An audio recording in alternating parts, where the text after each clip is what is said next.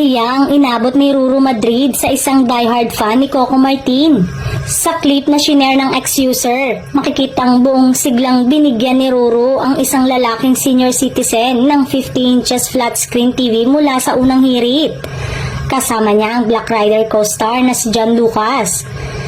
Makakanood ka na ng Black Rider, Tay. Nanonood ka raw palagi ng Black Rider, hirit ni John sa senior citizen. Walang kaabog-abog namang sinabi ni tatay na mula pa noon si Coco Martin lamang ang kanyang hinahangaan. Mula pa noon nang napapanood ko ang hinahangaan ko si Coco Martin. Deklarasyon ni tatay. Natawa na lamang sa tinura ng senior citizen si Ruru at John. Si Coco ang bida sa karibal na serye ng Black Rider na Batang Quiapo. Spell pahiya, react ng isang netizen. Say pa nga ng isa, kung ako yan, babawiin ko ang TV. Sasabihin ko, it's a prank, tatay. Sabi naman ng isa.